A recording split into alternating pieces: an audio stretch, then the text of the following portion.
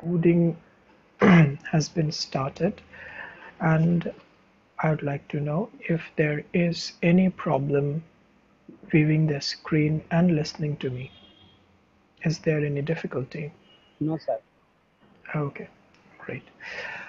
So today we will start our lecture from there where we left in the last class, and in the last class we have seen that we are moving to chapter 9 of our reference book, and that chapter 9 actually removes the restriction that we have imposed in chapter 4 and chapter 6.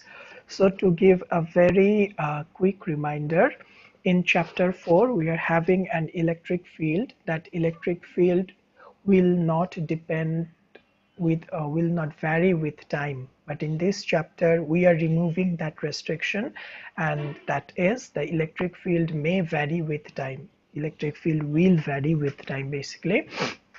Now in chapter 6 we talked about magnetic field that will remain fixed, it will not vary with time, and that we termed as a static magnetic field that resulted from steady state current.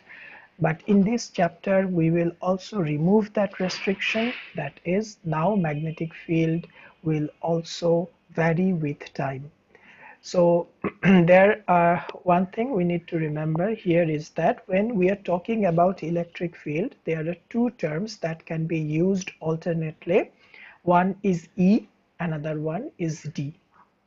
So by electric field, we can use these two terms synonymously, although we know the difference.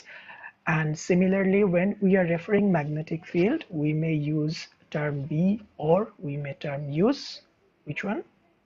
H. H, very good. H. So we may use H in a synonymous way, although there lies some difference, but to know the magnetic effect, we can use them wherever we needed. Okay, so in the last class, as far as I can remember, we have started the first effect that we will be observing when we have removed the restriction, that is we are in time varying field, and that first law is one of the fundamental laws of physics, and that is called Faraday's law of electromagnetic induction. And in that Faraday's law, we have seen that suppose we are having a coil, and this coil is placed in some sort of magnetic field, that is some flux is passing through that coil. But we have seen in that part that only flux will not be essential, rather the flux has to be dependent on time. So the magnetic flux that is passing through it should depend on time, that is there should be time varying field. So when there will be time varying magnetic field, that is some flux that is also be time varying, in that case we will have some electromotive potential across this coil.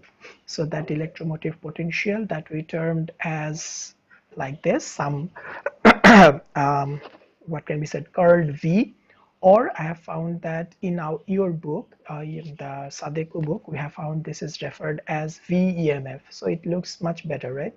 So I will use this term rather than this. This is actually the symbol used in Chang. So I was just referring to that. My mind was there. But in Sadeco, as I'm going through it, I have found that they have expressed electromotive force or the induced voltage like VEMF. So I have found this is more easier to express. So from now on, for electromotive force, I will use VEMF. So in that lecture, we have seen that the electromotive force induced by this coil, VEMF, will be equal to negative n d phi dt. So that was the lecture up to last class. So here this phi dt means rate of change of flux, rate of change of flux of flux, and here n is number of turns in the coil, number of turns in the coil. And last but not the least, there is minus N Lenses law. minus Lenges law, yes. So that determines the polarity of the voltage. So this is Lenges law. And here VEMF is the induced voltage. So this is induced electromotive force, or if you just for understanding, if you term it as a voltage, induced voltage, I don't mind, as long as you have understood the term. So this is all about Faraday's law of electromagnetic induction, and this is the first law that we find when we make the field to change. আমি যখন ফিল্ডগুলোকে change হতে বলি তখন আমার সামনে প্রথম যেই লটা চলে আসে, that is this law, and this is very much important law in the field of physics, or if we say in the field of electrical engineering. Okay, so from now on we will go to some problem with regarding this law. So let's take a problem. So suppose this is a problem. So the problem says a circular coil with 1 meter radius and 10 turns is placed in a magnetic field B something. Determine the induced EMF at the two terminals of the coil. So again, for any kind of problem, I have always tried to make you remember one thing, and that one thing is whenever you are given a problem, try to find out the structure of the problem, what type of structure you are working with. So what is meant by structure? Again, very plain and simple. Just খুঁজে বের করো এখানে কি কি জিনিস দেয়া আছে এবং আমাকে কি বের করতে বলা হয়েছে, তারপরে তুমি প্রসিডিউর চিন্তা করো. So if we go through the problem, the first thing is that there is a circular coil with 1 meter radius and 10 turns. So আমি যদি এতদূর পর্যন্ত থেমে যাই তাহলে আমি দেখতে পাচ্ছি আমাকে একটা কয়েলের স্ট্রাকচার সম্পর্কে বলে দেয়া আছে.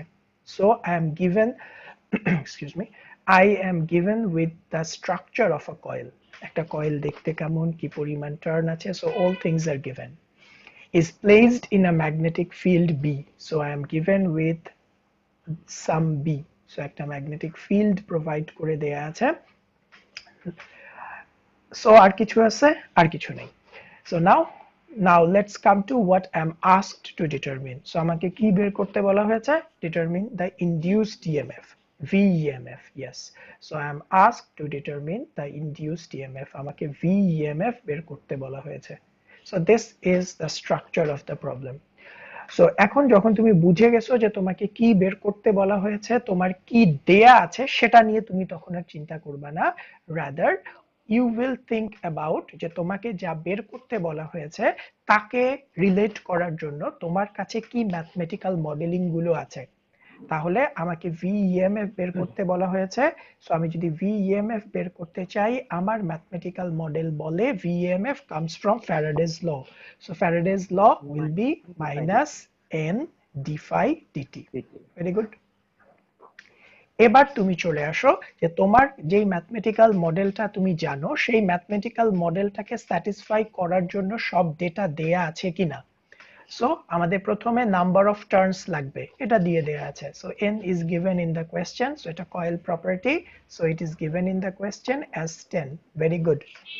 এবার আমি যদি এই ম্যাথমেটিক্যাল মডেলকে স্যাটিসফাই করতে চাই তাহলে আমার আরেকটা টার্ম দরকার phi. এটা কি দিয়ে দেয়া আছে? নো, নাই. তাহলে আমাকে phi দেয়া নাই, তাহলে আমি কেমনে করে বের করব? নিশ্চয়ই আরো অন্য কিছু দেয়া আছে যেটা ইউজ করে বের করা যাবে. তাহলে আমার কাছে b দেওয়া আছে, b থেকে phi কিভাবে করে বের করতে হয়? Summation of surface integration very very good, 110 and 74. তাহলে আমাকে phi বের করতে হবে, বাট b দেওয়া আছে. তাহলে আমি যদি phi বের করতে চাই এবং আমার কাছে b দেয়া থাকে তাহলে phi এর সাথে b কে রিলেট করতে হবে. সো আমরা এর আগের ক্লাসে করে এসেছি, সেটা হচ্ছে আগের চ্যাপ্টারে ছিল flux is the surface integration of magnetic field. So flux is the surface integration of magnetic field. So magnetic field যদি দেয়া থাকে সেখান থেকে যদি আমাকে flux বের করতে বলা হয়, then I have to perform surface integration, then I will get the flux that is the needed property here. তাহলে ভেরি গুড, তাহলে এবার এই কাজ করি। সো এখন সবকিছু ভুলে যাও, 5 বের করার চেষ্টা করো। তাহলে প্রথমে বি আমাদের দেয়া আছে, so B is given directly in the question, so let's take it. So it is given as 10 rho cos of 2 pi 10 to the power 4t az। Very good, তাহলে বি ডিরেক্টলি আমরা পেয়ে গেছি। এবার আমাদের DS লাগবে, so I will be needed the DS vector. তাহলে ফার্স্টে তুমি আমাকে বলো যে আমার এই সিস্টেমটা কোন কোঅর্ডিনেটে আছে? জেড এজ এতে আছে সিলিন্ড্রিক্যাল স্ফেরিক্যাল। যারা স্ফেরিক্যাল বললা কেন? সিলিন্ড্রিক্যাল। কেন সিলিন্ড্রিক্যাল? কোঅর্ডিনেট কেন cylindrical? Circular rho 5 Z radius দেওয়া আছে আর এজ রেডিয়াস দেওয়া আছে যেহেতু রেডিয়াস দেয়া আছে, তাহলে রেডিয়াস দেয়া থাকলে এটা সিলিন্ড্রিক্যাল কোঅর্ডিনেট হয়। স্ফেরিক্যালে তো রেডিয়াস থাকে না। রেডিয়াসের জন্য না স্যার এজ তাহলে এই জেড আসলে স্যার রো আছে এখানে রো আছে, প্রথমত রো আছে দেন তো রো এর জায়গায় যদি আর থাকতো তাহলে ওটা স্ফেরিক্যাল হয়ে যেত। না স্যার তখন না, স্যার স্যার। কোঅর্ডিনেট দেখতাম যে is it coordinate AZ coordinate. Okay fine, yes, আমি এই কারণেই তোমাদেরকে বারবার কনফিউজ করছি যে আমাদেরকে একটু ক্লিয়ার থাকতে হবে। সো এখানে আর থাকুক বা রো থাকুক, দ্যাট ডাজন্ট ম্যাটার, তোমাকে পুরোটা এক্সপ্রেশনের মধ্যে কি কি ভেরিয়েবল আছে সেটা চেক করতে হবে। সো আমরা এখান থেকে দেখতে পাচ্ছি, যদি এটাকে অবজার্ভ করি, এখানে ভেরিয়েবল হিসেবে আছে রো আর জেড, ঠিক কি না? ফাই নাই, তাতে কি হয়েছে? সো আলটিমেটলি এটা কোন কোঅর্ডিনেটে গিয়ে পড়ে? সিলিন্ড্রিক্যাল কোঅর্ডিনেটে পড়ে। কারণ এমন কোনো কোঅর্ডিনেট নাই যেখানে রো আছে জেড আছে, এমন কোনো কোঅর্ডিনেট কিন্তু নাই। এক্স ওয়াই জেড আছে, অথবা that is radius phi theta আছে, বাট এমন কোনো কোঅর্ডিনেট নাই আদার দেন সিলিন্ড্রিক্যাল কোঅর্ডিনেট যেখানে রো আছে জেডও আছে। সো এখানে রো বলতে সবসময় রো চিন্তা করলে হবে না, রো বলতে চিন্তা করতে হবে আর, রেডিয়াস চিন্তা করতে পারতে হবে। সো কখনো কখনো এরকম হয় যে আমি পরীক্ষা যখন এই জায়গায় আর দিয়ে দেই, তোমরা এটাকে স্ফেরিক্যাল ধরে করার চেষ্টা করো, বাট পারবা না তো স্ফেরিক্যাল ধরে করতে। স্ফেরিক্যাল কোঅর্ডিনেটে জেড আছে কই? নাই তো। এই আচ্ছা, হ্যাঁ বলো। স্ফেরিক্যাল কি কোনো কয়েল হইতে পারে? স্ফেরিক্যালে কয়েল না হোক, তুমি এই কয়েলটাকে স্ফেরিক্যালও তো চিন্তা করতে পারো। তুমি একটা বলকে যদি এই বরাবর কেটে একটা স্লাইস নাও, এটা দেখতে একটা কয়েলের মতো হবে না? সো ওটাকে তো আমি স্ফেরিক্যালও চিন্তা করতে পারি কিনা? সো যখন তোমার কাছে আসলে সার্কুলার কয়েল থাকে, সেটাকে তুমি স্ফেরিক্যালও চিন্তা করতে পারো, স্ফেরিক্যাল কোঅর্ডিনেটও প্রকাশ করতে পারো, আর সিলিন্ড্রিক্যাল কোঅর্ডিনেটও প্রকাশ করতে পারো। বাট স্ফেরিক্যাল কোঅর্ডিনেটে তুমি তখনই প্রকাশ করতে পারবা না যখন তোমার ওই জায়গায় হাইট অ্যাসোসিয়েটেড থাকবে। সো অলরেডি আমার এখানে ডিরেকশন বলেই দেয়া আছে জেড, এবং ভিতরে আছে রেডিয়াস। সো আমার কাছে রেডিয়াস আছে, হাইটও আছে। সো রেডিয়াস হাইট থাকা অবস্থায় স্ফেরিক্যাল ইউজ করাটা ওয়াইজ না।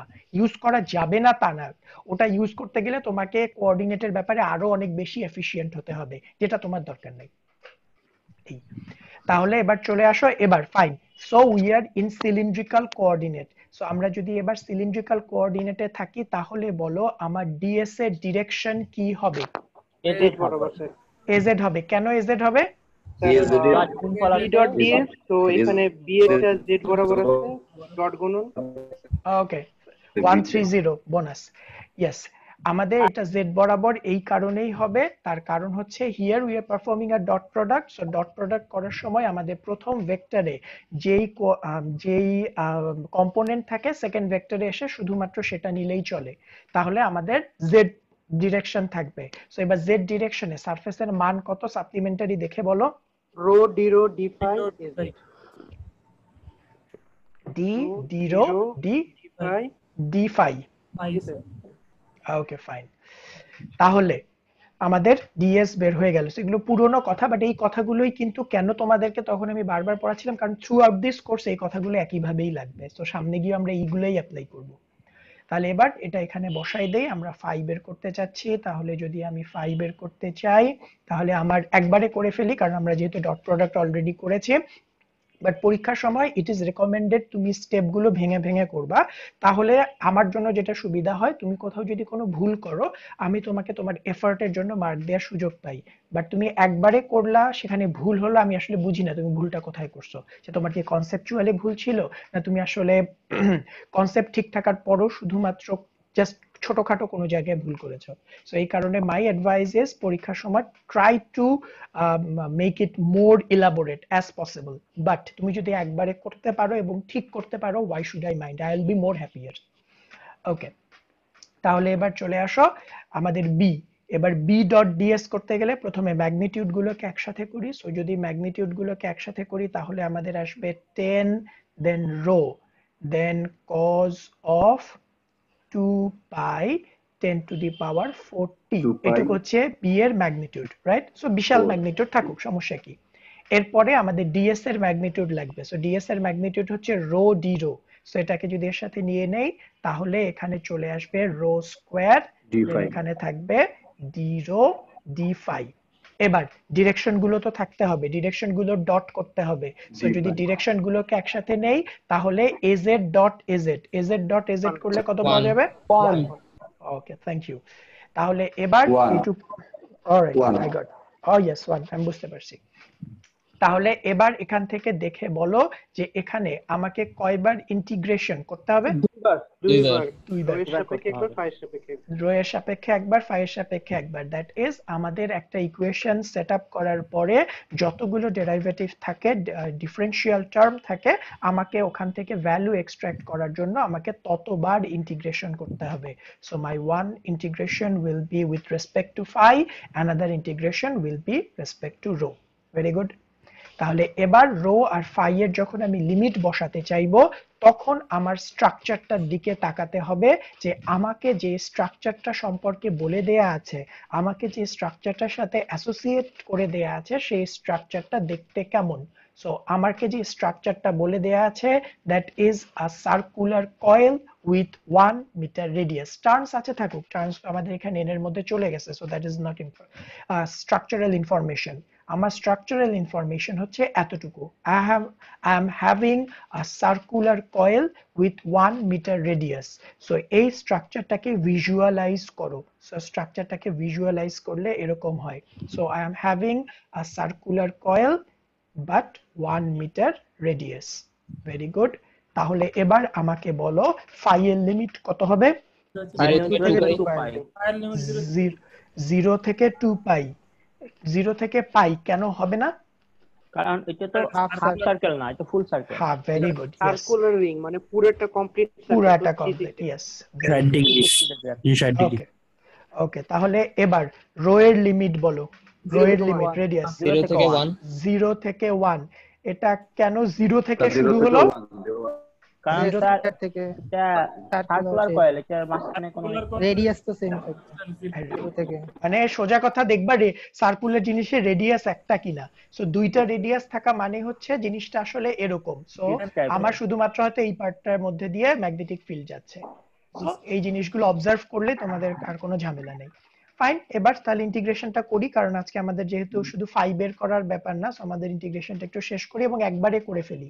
সো এখানে আমাদের কনস্ট্যান্ট কি কি আছে? কনস্ট্যান্ট আছে 10, কারণ 10 এর মধ্যে রো নাই, ফাই নাই। তো একটু খেয়াল করো কজের ভিতরে যা যা কিছু আছে সবগুলাই এগুলো কিন্তু constant। কনস্ট্যান্ট, কারণ আমাকে টি এর সাপেক্ষে কিছুই করতে হবে না। সো এখানে টি আমাদের বেসিক্যালি কনস্ট্যান্ট।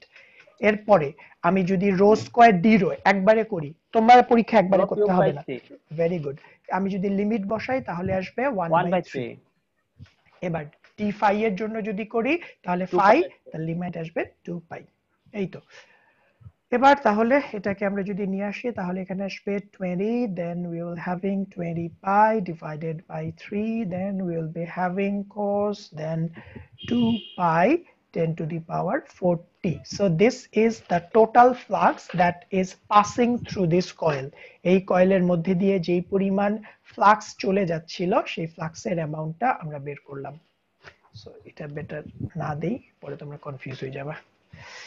এই, বাট আমাকে তো ফাই বের করতে বলে নাই, আমাকে বের করতে বলছে ভিইএমএফ। তাহলে আমাকে এবার এই ফর্মুলায় চলে আসতে হবে।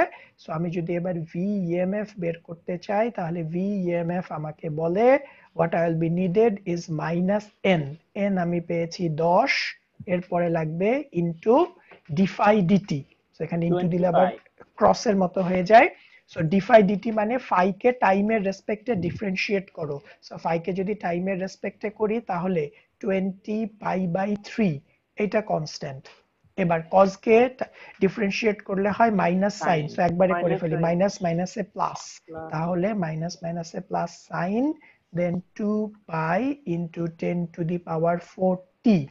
এবার ভিতরের অংশটাকে যদি আবার করি, যেটা মাঝে মধ্যে আমরা ভুলে যাই, সো ভিতরের অংশটাকে করলে পাওয়া 2 যাবে pi 10 to the power 2 4. Pi into 10 to the power 4। 4. এই তাহলে এবার এই রেজাল্টটাকে সামারি করে নিয়ে আসি। সো যদি রেজাল্ট সামারি করি তাহলে what we will be having is VEMF is equal to 10 20, 10 টাকে এর সাথে নিয়ে 2 দুগুণে 4, তাহলে তোমরা তোমাদের মতো ক্যালকুলেটরে হিসাব করো। এখন রাইট নাও আমার কাছে ক্যালকুলেটর না, এই কারণে আমি আমার লাইফটা একটু কঠিন করছি।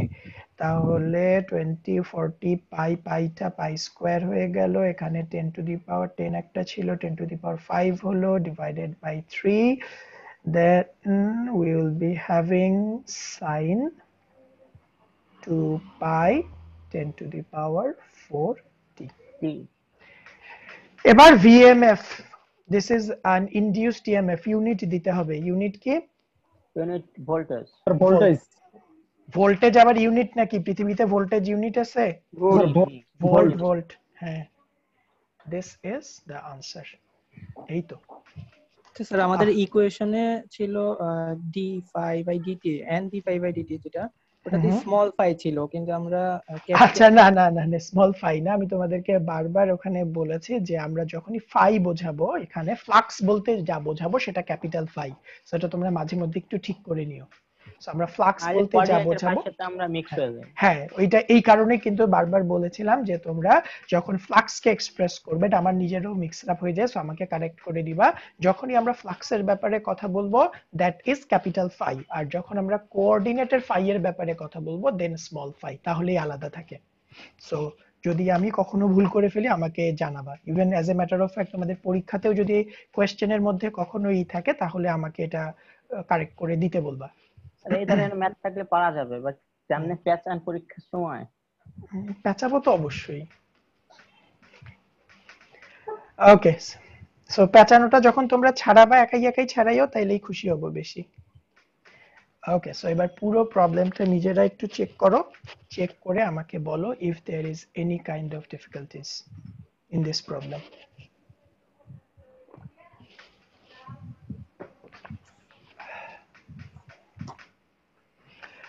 Okay, so hopefully কোনো প্রবলেম নাই, তাহলে আমরা we will move on to our next topic, and that is what happens to the curl of electric field. So এই কোয়েশ্চেনে আসার আগে আমরা আমাদের যেই ফ্যারাডেজ ল ছিল সেই ফ্যারাডেজ লতে চলে আসি। তাহলে ফ্যারাডেজ ল ছিল something voltage VEMF is equal to minus n d phi dt. Flux, this is flux d phi dt. Very good. So for the first case of simplicity, আমরা এখানে দুটো কাজ করে নিচ্ছি। এক নাম্বার কাজ হচ্ছে আমরা ধরে নিচ্ছি আমার কাছে এক পাকের একটা কয়েল আছে, just for the sake of simplicity, আর কোনো কারণ নেই, আমরা এন কে এন রেখেও কাজ করতে পারতাম। and then আমরা ধরে নিচ্ছি VEMF তো জাস্ট একটা ভোল্টেজই, সো এটাকে এভাবে না রেখে আমি জাস্ট পোটেনশিয়াল হিসেবেই লিখতে চাচ্ছি। So this is a potential, তো আমি এটাকে ইনডিউসড পোটেনশিয়াল বলি অথবা যেমনি করেই বলি, দিন শেষে এটা একটা পোটেনশিয়ালই। তাহলে আলটিমেটলি জিনিসটা আসে V is equal to minus n d phi dt. Alright, এবার এই ফর্মুলাটাকে আমি ফিল্ড দিয়ে প্রকাশ করতে যাচ্ছি। ব্যাপারটা বোঝো, what my intention is to express this equation in terms of field. তাহলে ফিল্ড বলতে কাকে কাকে বোঝায়? ফিল্ড বলতে বোঝায় হচ্ছে electric field and magnetic field. So electric field বলতে ই হতে পারে আর ম্যাগনেটিক ফিল্ড বলতে বি হতে পারে, অথবা ইলেকট্রিক ফিল্ড বলতে আমার ডিও আসতে পারে আর ম্যাগনেটিক ফিল্ড বলতে এইচও আসতে পারে। সো বোথ আর সিনোনিমাস। তাহলে এবার আমি এই পুরো ফর্মুলাটাকে ই আর বি অথবা ই আর এইচ অথবা ডি আর বি এগুলো দিয়ে প্রকাশ করতে যাচ্ছি। সো ফর্মুলার মধ্যে ফিল্ড কোয়ান্টিটিস গুলো থাকবে। তাহলে আমাদের ফিল্ডের রেসপেক্টে রিলেশনশিপ গুলো লাগবে। সো রিলেশনশিপ গুলো আমরা তো জানি, বলো ভি এর সাথে কার সম্পর্ক আছে? পোটেনশিয়াল। কার সাথে সম্পর্ক আছে? ইলেকট্রিক ফিল্ডের ইলেকট্রিক ফিল্ডের রোল 74 বলো কি সম্পর্ক minus Curl minus gradient of electric field gradient of E. Gradient of E আরো কিছু শুনতে চাচ্ছি কারণ আমি এটা শুনে খুশি হই নাই বলো ভি ইলেকট্রিক ফিল্ডের সাথে ভি এর কি সম্পর্ক আছে ডট কোণ ডট গুণ স্টিল খুশি হই নাই মাইনাস ছিল। তো বলা হয় না হ্যাঁ এটা ছিল না ওইটা ছিল E is equal to negative gradient of V যখন V এর রেসপেক্টে E এর রেসপেক্টে V কে প্রকাশ করবা তখন সব ভুলে খাইয়ে ফেলছো Oh, sir, DN.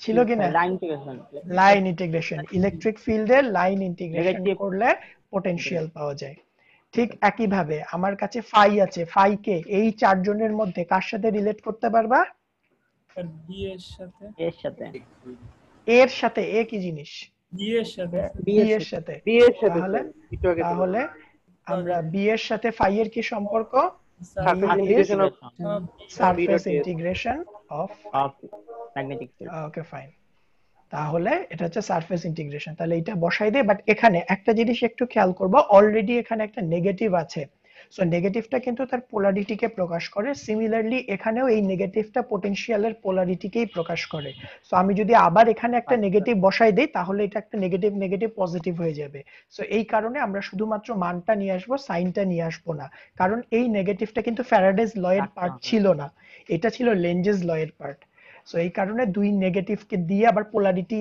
সোজা হয়ে যাবে সোজা করতে চাচ্ছি না আমি পোলারিটি উল্টাই রাখতে চাচ্ছি তাহলে এখান থেকে আমরা বলতে পারি পটেনশিয়াল মানে হচ্ছে ইলেকট্রিক ফিল্ডের line integration so line integration of electric field is potential minus N এখানে ডি ডিটি তো ডি ডিটির মতোই আছে আর এখানে ফাই ফাই সমান আমরা বলতে পারি ম্যাগনেটিক ফিল্ডের সারফেস ইন্টিগ্রেশন সো ম্যাগনেটিক ফিল্ডের সারফেস ইন্টিগ্রেশন করলে ফাই পাওয়া যায় ভেরি গুড এবার এখন আমি যেটা চাচ্ছি এই ইন্টিগ্রেশনটাকে রিমুভ করে দিতে চাচ্ছি দ্যাট ইজ আমি এই ইকুয়েশনটা চাচ্ছি উইদাউট ইন্টিগ্রেশন যে আমার এখানে ইন্টিগ্রেশন থাকবে না তাহলে এর অপোজিট অপারেশন করতে হয় দ্যাট ইজ ইন্টিগ্রেশনের ডিফারেন্সিয়েশন করতে হয় বাট এখানে প্রবলেম যেটা হচ্ছে যে আমি আপাতত ডিফারেন্সিয়েশনের ওইদিকে যাচ্ছি না জাস্ট সোজা কথা আমি ইন্টিগ্রেশনের ইফেক্টটাকে এলিমিনেট করতে গেলে দুই সাইডে ডিফারেন্সিয়েশন করতে হবে বাট দুই সাইডে যদি আমি ডিফারেন্সিয়েশন করতে যাই আমি প্রথম যে প্রবলেমটা ফেস করব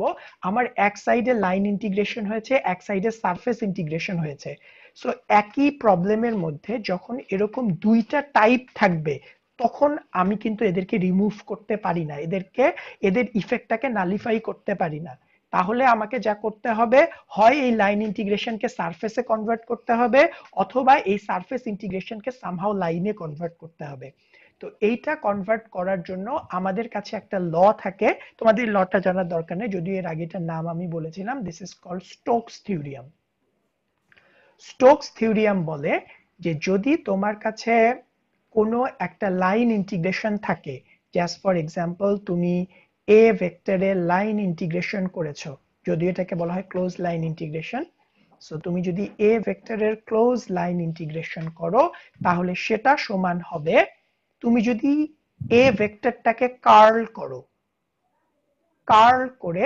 কার্লের যে রেজাল্টটা পাওয়া যাবে তার যদি সারফেস ইন্টিগ্রেশন করো তাহলে তার সমান হবে যদিও মেইন থিওরিয়ামটা আরেকটু জটিল আরো বেশ কিছু রেস্ট্রিকশন নিয়ে আসে আমাদের জন্য আপাতত দিস উইল বি সাফিসিয়েন্ট তাহলে স্টোকস থিওরিয়াম কি বললাম যে তোমার কাছে একটা ভেক্টর আছে যাকে তুমি লাইন ইন্টিগ্রেশন করবা এবার ওই ভেক্টরটাকেই এবার যদি তুমি কার্ল করো তারপরে যদি তার সারফেস ইন্টিগ্রেশন করো এখানে তুমি যে রেজাল্ট পাবা এখানেও একই রেজাল্ট পাবা বোথ আর সেম তাহলে এবার বোথ সাইড থেকে আমি যেহেতু ইন্টিগ্রেশনটাকে রিমুভ করতে চাচ্ছি তাহলে রিমুভ করার জন্য আমরা এই জায়গাটায় স্টোকস থিওরিয়াম ইউজ করতে পারি এবং স্টোকস থিওরিয়াম ইউজ করলে আমরা যা পাবো সেটা হচ্ছে আমি ইলেকট্রিক ফিল্ডে লাইন ইন্টিগ্রেশন করছি তাহলে এবার ইলেকট্রিক ফিল্ডের যদি আমি এটাকে সারফেস ইন্টিগ্রেশনে কনভার্ট করতে চাই তাহলে আমাকে ইলেকট্রিক ফিল্ডের কার্ল করতে হবে তাহলে ইলেকট্রিক ফিল্ডের কার্ল হয়ে গেল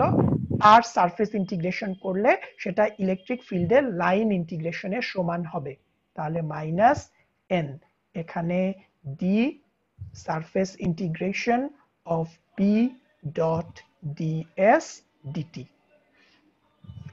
জাস্ট এটা খুব বেশি বোঝার দরকার নাই, আমার এই কথাটা বিশ্বাস করো, বিশ্বাস করে দেখো যে এটা রিফ্লেকশন আমি আনতে পারছি কিনা এখানে। So is that clear to you? কারো কোনো কনফিউশন আছে? আচ্ছা, তোমাদের একজনের এখান থেকে বারবার ভট ভট ভট ভট করে শব্দ আসছে, সো একটু মিউট করে ফেলো। ওকে, থ্যাংক ইউ। তাহলে এবার জাস্ট কিছুই কিন্তু করিনি, শুধুমাত্র আমার ইন্টেনশন ছিল আমি বোথ সাইড থেকে ইন্টিগ্রেশনটাকে রিমুভ করতে চাচ্ছি। সো ইন্টিগ্রেশনটাকে রিমুভ করতে গেলে সেম টাইপ অফ ইন্টিগ্রেশন থাকতে হবে। This was my target.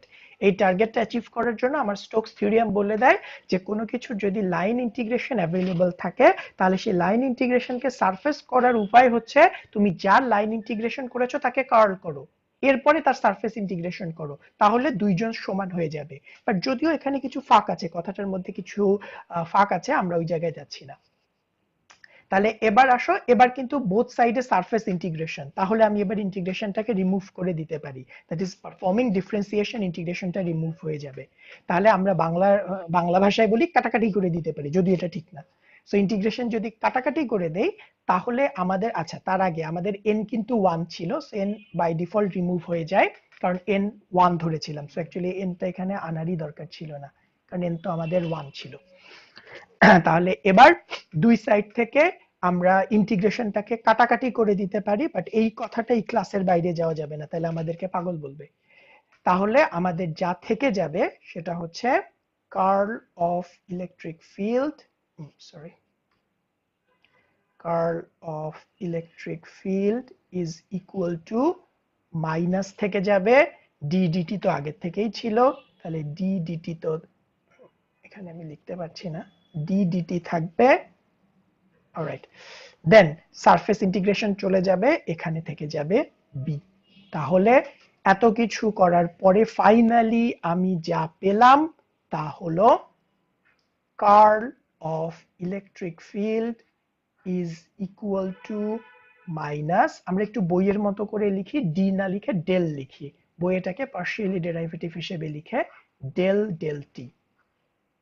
কেন লিখে তারও কিছু কারণ আছে, বাট আপাতত ওটার দরকার নাই, আপাতত তুমি জাস্ট ধরেই রাখো যেটা ডিফারেন্সিয়েশনই হচ্ছে time derivative.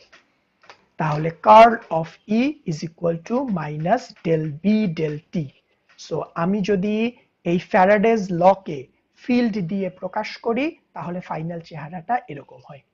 So when Faraday's law is expressed in terms of field, then the law becomes curl of electric field is equal to minus del B del T. So যে এই ডেরাইভেশনটা বুঝতে পারো না আপাতত এটা অফ যাও, নিজে একটু বোঝার চেষ্টা করো, যদি পরে বুঝতে না পারো তাহলে আমাকে আবার জিজ্ঞেস করো। আমরা এবার এই কনসেপ্ট থেকে শুরু করি। তাহলে this is another form of Faraday's law in terms of field. এবার তুমি আমাকে বলো ইলেকট্রিক ফিল্ড কি ঘুরতে পারে? ইলেকট্রিক ফিল্ড কি ঘুরতে পারে? জি স্যার, ঘুরতে তো পারে। ইলেকট্রিক ফিল্ড ঘুরতে পারে?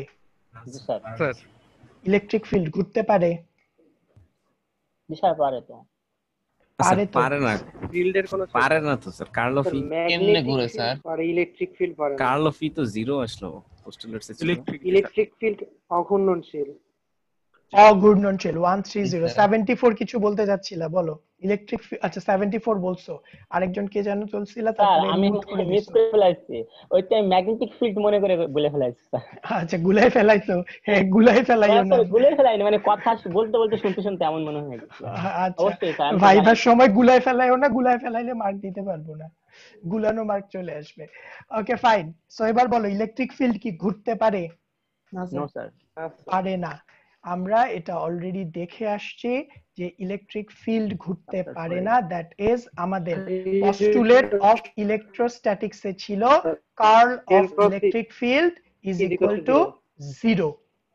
কিন্তু এবার দেখো আমরা কিন্তু ইলেকট্রিক ফিল্ডের কার্ল করে একটা রেজাল্ট এখন পেলাম। এখন আমাকে বলো ইলেকট্রিক ফিল্ড কি ঘুরতে পারে? যদি স্যার টাইম মানে টাইম ভ্যারিং হয় সেক্ষেত্রে টাইম ঘুরতে পারে। ভ্যারিং এর কারণে ঘুরতেছে। ভেরি গুড, 130 একটা বোনাস। yes স্যার আমিও বলছি তো আচ্ছা এতক্ষণ তো ট্রাই করে যাচ্ছি বানাতে পারছি না স্যার আচ্ছা তুমি যখনই বোনাস পাবে না সাথে সাথে আমাকে চ্যাট করে জানাই দিবা যে স্যার এটা কিন্তু আমি বলছি, বা আগে চ্যাট করে তারপরে রিপ্লাই দিবা, ওখানে চ্যাট করার সাথে সাথে টাইম স্ট্যাম্প থেকে যাবে।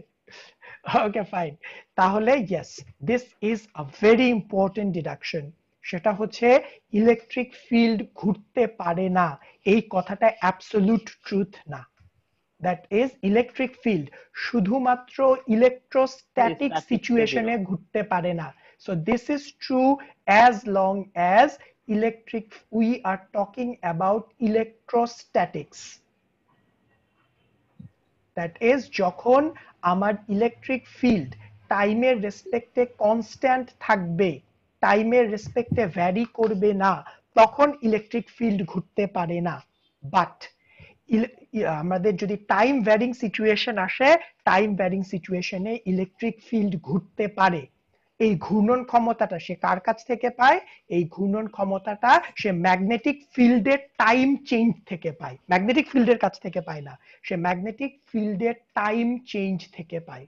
So this is a very important result that we have obtained here, is that তোমাকে যদি কেউ কোয়েশ্চেন করে ইলেকট্রিক ফিল্ড কি ঘুরতে পারে, বলো আনসার কি দিবা?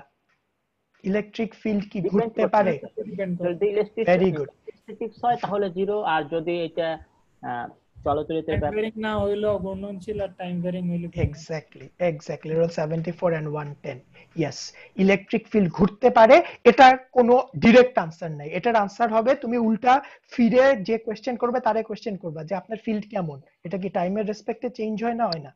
যদি টাইমের রেসপেক্টে চেঞ্জ না হয় তাহলে ইলেকট্রিক ফিল্ড ঘুরতে পারে না, বাট যদি টাইমের রেসপেক্টে চেঞ্জ হয় তাহলে ইলেকট্রিক ফিল্ড ঘুরতে পারে, বিকজ টাইম ভ্যারিং ম্যাগনেটিক ফিল্ডের যে রেট অফ চেঞ্জ থাকে সেই রেট অফ চেঞ্জ ইলেকট্রিক ফিল্ডকে একটা ঘূর্ণন ক্ষমতা দেয়।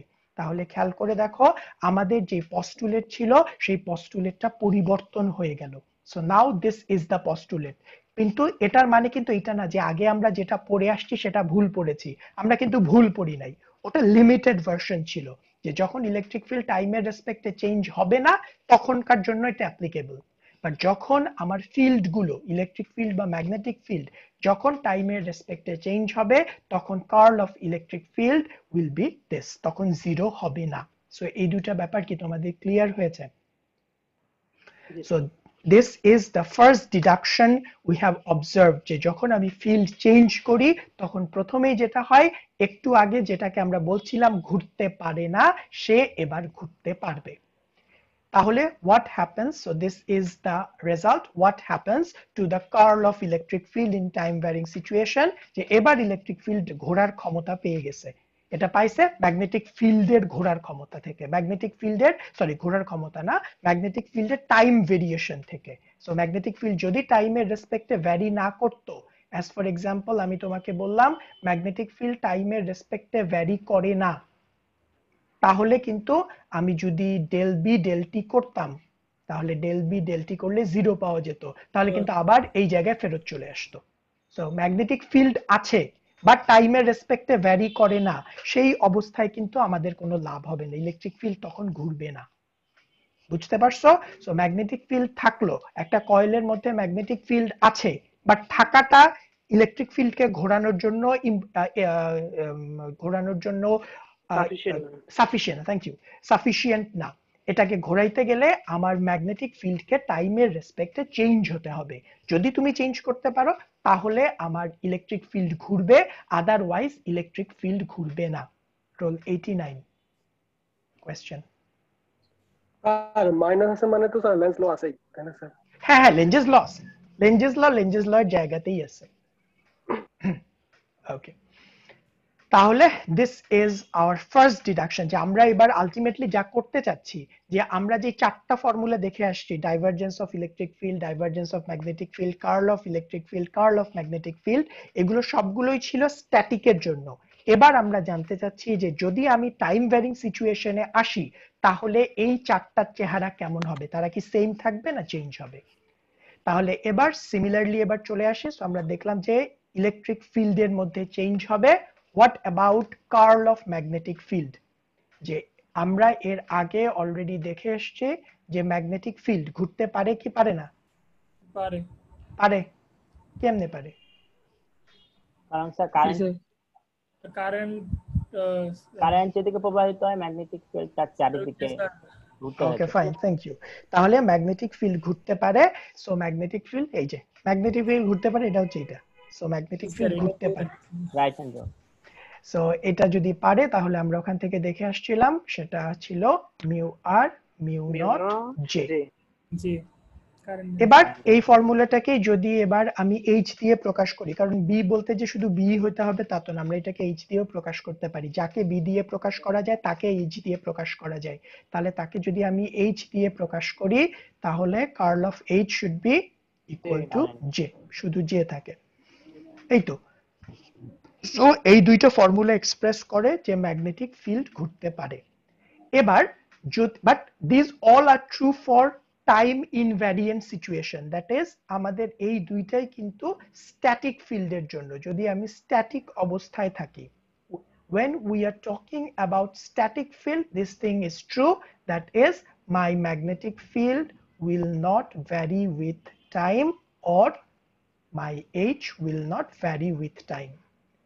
সো এবার যখন আমি এদের দুইজনকে টাইমের রেসপেক্টে চেঞ্জ হতে বলবো, ইলেকট্রিক ফিল্ডে যেমন কিছু পরিবর্তন এসেছিল, আমাদের ম্যাগনেটিক ফিল্ডের কার্লের মধ্যেও কিছু পরিবর্তন আসবে।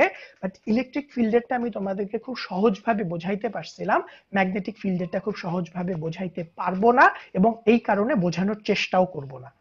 সো এই কারণে আমি যা বলবো তোমরা সেটাকে, আমি যে সামারিটা বলবো, সামারিটা বিশ্বাস করবা যে আমি যা বলছি সেটা ট্রু।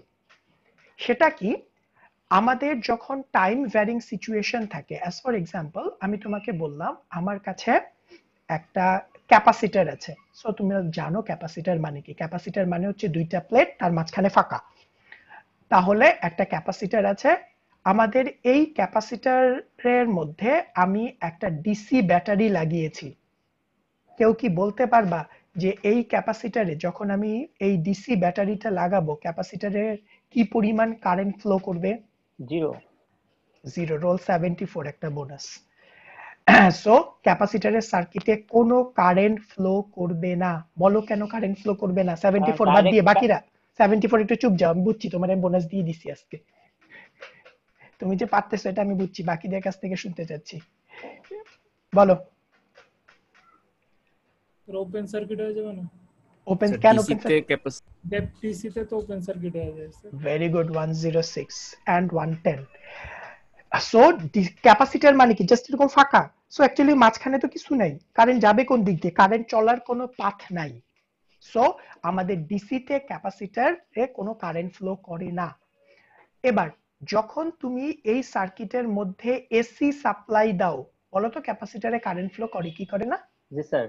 জি স্যার করে। করে কেমনে জানো করে? কেমনে জানো করে? স্যার করে তো স্যার, এই ফাঁকা জায়গার মধ্যে দিয়ে কেমনে করে কারেন্ট যাবে? এখানে কারেন্টের তো কোনো পথ নাই। স্যার চার্জ স্টোর করবে ক্যাপাসিটর। চার্জ স্টোর করলে কারেন্ট ফ্লো হবে কেমনে করে? চার্জ স্টোর করে রাখবে, কারেন্ট ফ্লো হইলো কেমনে করে? কারেন্ট ফ্লো করার জন্য কি পুরো পাথ ক্লোজ করে আসতে হয় না?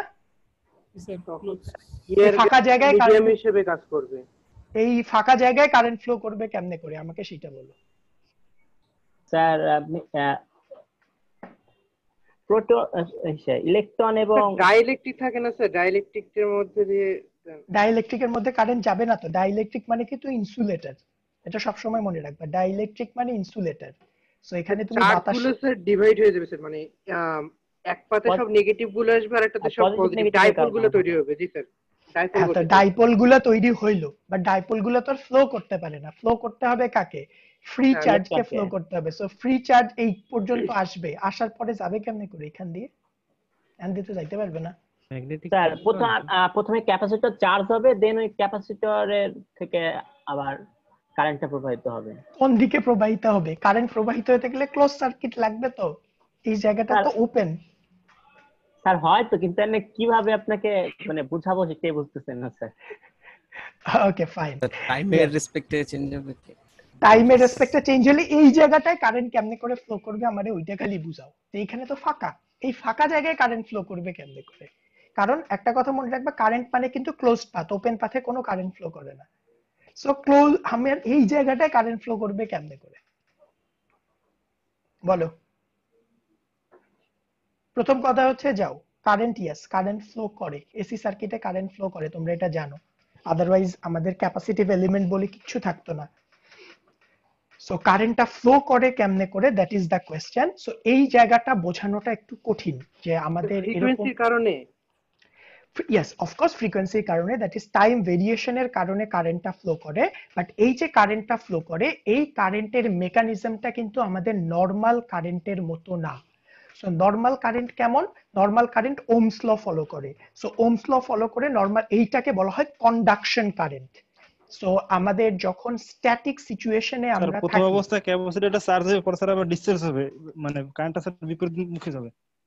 বিপরীত, হ্যাঁ ডিসচার্জ হবে ভালো কথা, বাট কারেন্ট এই যে এই জায়গাটুকু তাইলে কি হবে, হোয়াট অ্যাবাউট দিস পার্ট, কারণ আমাকে কারেন্ট ফ্লো করতে গেলে পুরোটার মধ্যে দিয়েই ফ্লো করতে হবে। অলরাইট, জাস্ট এবার সামারিতে চলে এসে বললাম তো এটা নিয়ে কথা বলতে গেলে অ্যাকচুয়ালি আমাদের পুরো একটা লেকচার চলে যাবে এটা নিয়ে, we just want to talk about it. আমি জাস্ট তোমাদের কিউরিসিটিটা গ্রো করাই দিলাম, তোমরা এটা নিয়ে নিজেরা একটু স্টাডি করবা। আমি সামারিটা বলছি। সামারিটা হলো যে আমাদের যখন স্ট্যাটিক সিচুয়েশন থাকে, স্ট্যাটিক বলতে তুমি যদি স্ট্যাটিককে ডিসি ভাবে বোঝো তাহলে আরো ভালো, তুমি যদি ডিসি হিসেবে চিন্তা করতে পারো, বাট আমাদের ওয়েভ ফিজিক্সে ফিল্ডসে আমরা এটাকে ডিসি বলি না, আমরা বলি স্ট্যাটিক ফিল্ড। সো আমার কাছে যখন স্ট্যাটিক ফিল্ড সিচুয়েশন থাকে, আমার সার্কিটের মধ্যে যেই কারেন্টটা ফ্লো করে, তুমি যে বলো অথবা আই বলো দুইটাই তো কারেন্ট। সো এই কারেন্টটা হচ্ছে অনলি কন্ডাকশন কারেন্ট। এখানে যেই কারেন্টটা ফ্লো করে সেই কারেন্টটাকে আমরা বলি শুধু কন্ডাকশন কারেন্ট। কন্ডাকশন কারেন্ট মানে কি, কন্ডাকশন কারেন্ট মানে তারের মধ্যে করে যেমনি করে কারেন্ট ফ্লো করে। সো তারের মধ্যে দিয়ে কারেন্ট ফ্লো করার জন্য কোনো ফাঁকা জায়গা থাকা যাবে না, পুরো সার্কিট কমপ্লিট হইতে হবে, সে ওহমস ল ফলো করবে, ওহমস ল ফলো করে কারেন্ট ফ্লো করবে। So that is one mechanism. হ্যাঁ, ডিসিতে আর কোনো চিন্তা ভাবনা নাই, ডিসিতে আমাকে আর কিছু চিন্তা করতে হয় না।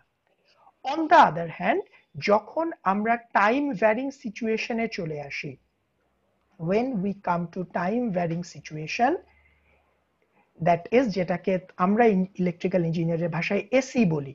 সো টাইম ভ্যারিং সিচুয়েশনের জন্য বা টাইম ভ্যারিং ফিল্ড যখন থাকে, সিচুয়েশন না বলি, পরে সিচুয়েশন শব্দটা মাথায় ঢুকে যাবে। সো টাইম ভ্যারিং ফিল্ডে গিয়ে যেটা হয়, কোনো একটা সার্কিটে যে কারেন্টটা ফ্লো করে সেটা শুধুমাত্র কন্ডাকশন থেকে আসে না, কন্ডাকশন কারেন্ট তো থাকেই যেটাকে আমরা শুধু যে বলি। সো এই কারেন্টটা তো থাকেই, কিন্তু এই যে জায়গাটা, এই যে তোমরা বারবার বলছো চার্জিং ডিসচার্জিং থেকে কারেন্ট ফ্লো করছে, এটা কিন্তু কন্ডাকশনের মেকানিজম ফলো করছে না, এটা আরেক রকমের কারেন্ট তখন ফ্লো করে, এটাকে বলা হয় ডিসপ্লেসমেন্ট কারেন্ট।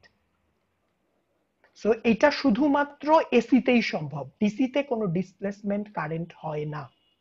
তাহলে কি বললাম, জাস্ট তোমরা সামারিটা মনে রাখো, কারণ আমি এই জায়গাটা নিয়ে আর পেঁচাতে চাচ্ছি না, বাট এটা ব্যাপারে কিউরিয়াস থাকো, কারণ এটা থাকা উচিত যে আমাদের ক্যাপাসিটরের ফাঁকা প্লেটের মধ্যে কেন কারেন্ট ফ্লো করবে। সো সোজা কথা হলো যে আমাদের যখন স্ট্যাটিক ফিল্ড কন্ডিশন থাকে তখন এটা কি ভোল্টেজ বেশি তার জন্য জাম্প করে, না না না, এখানে ভোল্টেজ বেশির সাথে কোনো সম্পর্ক নাই। ভোল্টেজ বেশি হলে যেটা হয়, আমি 109 এর কোশ্চেনটা আনসার দেই, এটা খুব ভালো একটা কোশ্চেন। ভোল্টেজ বেশি হলে ক্যাপাসিটরের ডাইইলেকট্রিক ব্রেকডাউন হয় এবং তখন ক্যাপাসিটরটা নষ্টই হয়ে যায়, ওই ক্যাপাসিটর আর কাজই করে না, তখন সার্কিট নষ্ট হয়ে গেছে, তখন সার্কিটটা পুরোটাই কন্ডাকশন সার্কিটের মতো কাজ করবে। দ্যাট ইজ, আমি ওর কোশ্চেনের আনসার দেই, তোমরা আবার কনফিউজ হয়ে যেও না, যে আমি এত বেশি ভোল্টেজ দিলাম যে এর ডাই ইলেকট্রিক যেই মেটেরিয়ালটা আছে সেটা পুরোপুরি ব্রেক হয়ে গেল, দ্যাট ইজ তার আর ইনসুলেটিং প্রপার্টি নাই, তখন সার্কিটটা কানেক্টেড হয়ে গেছে, তখন এবার শুধু কন্ডাকশন কারেন্টই ফ্লো করবে, ক্যাপাসিটরের কোনো ইফেক্ট নেই সার্কিটের মধ্যে, কোনো ক্যাপাসিটর নেই। ব্যাপারটা কি বুঝতে পারছো? সো বেশি ভোল্টেজের সাথে সম্পর্ক না, বেশি ভোল্টেজে আমার ক্যাপাসিটর তো ক্যাপাসিটর থাকবেই না, ক্যাপাসিটর তখন কন্ডাক্টর হয়ে যাবে, সো তখন সে আবার এর মতোই কারেন্ট ফ্লো করবে, তখন কোনো ডিসপ্লেসমেন্ট কারেন্ট নাই। তাহলে এবার বলি, সামারিটা বলি, অনেক কথা বলেছে। তাহলে যখন আমাদের স্ট্যাটিক ফিল্ড থাকবে, we are in DC field, ডিসির সময় সার্কিটে যে কারেন্টটা ফ্লো করে that is conduction current, Ohm's law follow করে যে কারেন্টটা ফ্লো করবে, ইলেকট্রন যেদিকে যায় কারেন্ট তার উল্টা দিকে যায়, এভাবে করে যে কারেন্টটা ফ্লো করে, এটার মেকানিজম খুবই প্লেন এন্ড সিম্পল, ইলেকট্রন দৌড়ায় দৌড়ায় গেলে কারেন্ট ফ্লো করে। অন দ্য আদার হ্যান্ড যদি আমরা টাইম ভ্যারিং সিচুয়েশনে থাকি তাহলে এখানে কারেন্টের সোর্স দুইটা, একটা হচ্ছে কন্ডাকশন কারেন্ট যেটা ওই যে ওহমস ল ফলো করে ফ্লো করবে, আরেকটা হচ্ছে ডিসপ্লেসমেন্ট কারেন্ট যেটা এই যে টাইম ভেরিয়েশন থেকে আসবে। এই যে বলছো চার্জিং ডিসচার্জিং, এই যে চার্জিং ডিসচার্জিং এটা একটা টাইম ভেরিয়েশন, এই টাইম ভেরিয়েশনের কারণে পুরো সার্কিটে একটা কারেন্ট ফ্লো হবে and that is called displacement current। এবং আমরা এটা আবার বলছি এগুলো যেটা আমরা আজকে প্রুফ দেখাবো না, এটা প্রুফ করে দেখানো যায় যে কোনো একটা সার্কিটে যেই ডিসপ্লেসমেন্ট কারেন্টটা ফ্লো করে, যে ডিসপ্লেসমেন্ট কারেন্টটা আমরা পাই একটা সার্কিটের মধ্যে, that displacement current can be proved as the time variation of electric flux density। এটা প্রুফ করে দেখানো যায়, আমরা এই প্রুফে আজকে আসবো না, সো আমাকে বিশ্বাস করো। তাহলে এই যে ডিসপ্লেসমেন্ট কারেন্টটা হয় সেই ডিসপ্লেসমেন্ট কারেন্টটা হয় ওই যে তোমরা কিন্তু কথা সবগুলোই বলছো যে তার মধ্যে চার্জের পরিবর্তন হয়, সো চার্জের পরিবর্তন হওয়া মানে কিন্তু ইলেকট্রিক ফিল্ডের পরিবর্তন হওয়া। এই ইলেকট্রিক ফিল্ডের রেট অফ চেঞ্জ থেকে যে কারেন্টটা ফ্লো করে দ্যাট ইজ ডিসপ্লেসমেন্ট কারেন্ট। তোমরা কিন্তু এই কথাগুলো, এটা ম্যাথমেটিক্যাল কথা, বাট তোমরা কিন্তু ফিজিক্যাল কথাগুলো কেউ না কেউ আমার সাথে শেয়ার করছো, and you are correct, and that is I am very happy that you have pinpointed that idea very properly। তাহলে ডিসপ্লেসমেন্ট কারেন্টের সোর্স হচ্ছে rate of change of electric field. Electric field যখন টাইমের রেসপেক্টে ভ্যারি করবে তখন সেই সার্কিটের মধ্যে একটা এক্সট্রা কারেন্ট পাওয়া যাবে, that is called displacement current. So displacement current is the time variation of electric field, বা আরো বেটার ওয়েতে বললে ই দিয়ে তো প্রকাশ যেহেতু করছি না D, so displacement current is the time variation of electric flux density।